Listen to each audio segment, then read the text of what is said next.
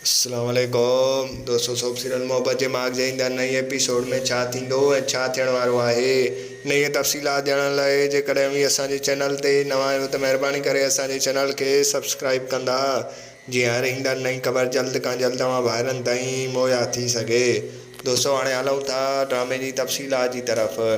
तव्हांखे ॿुधाईंदा हलूं त ईंदड़ नई एपिसोड में तव्हांखे ॾेखारियो वेंदो त जेको आहे ॻोठाणनि माण्हुनि ते जेको आहे सो पुलिस जो हमिलो थींदो। जी हाँ दोस्तों, तव्हांखे ॿुधाईंदा हलूं त ॻोठाणनि जी ग़लती आहे त जेको आहे सो हुननि वञी लेबर जे इंचार्ज जे मथां हमिलो कयो।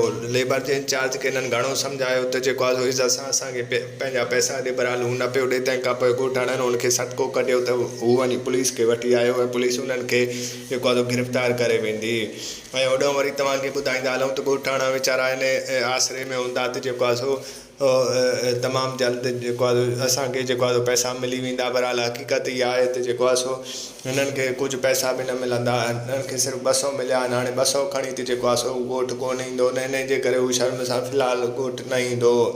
ऐं तव्हांखे ॿुधाईंदा हलूं कुझु किस्तनि खां पोइ हू वापसि मोटी ईंदो। ऐं तव्हांखे ॿुधाईंदा हलूं त ॻोठ वारा बुखनि काटण ते वरी मजबूर थी विया आहिनि। ऐं तव्हांखे ॿुधाईंदा हलूं त मुंजेरी वीचारो सभिनी खे दिलासो ॾींदो ऐं चवंदो त जेको आहे अलाह साईं असां ते रहम कंदो ऐं तमामु जल्द जेको आहे ॻोठ वारा असां वटि अची वेंदा।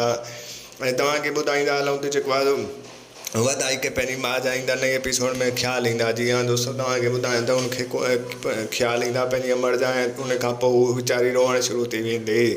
ऐं तव्हांखे ॿुधाईंदा हलूं त मोर जेको आहे सो तमामु घणो हाणे हिते ख़ुशि रहंदो ऐं जेको आहे मैडम हुनजी तमामु घणी इज़त कंदी आहे ऐं हू बि मैडम जी इज़त कंदो आहे। ऐं उन खां पोइ तव्हांखे ॿुधाईंदा हलूं कानात इहा आहिनि त जेको आहे मैडम हुन सां थी सघे थो त शादी बि करे। दोस्तों, तव्हांखे मुंहिंजो रिपोर्ट कीअं लॻो कमेंट में पंहिंजो राय ॾींदा। वठंदासीं इजाज़त, मिलंदासीं हिन वीडियो में। तेसिताईं रखंदा पंहिंजो ख़्यालु, ईंदा इजाज़त, अल्लाह हाफ़िज़।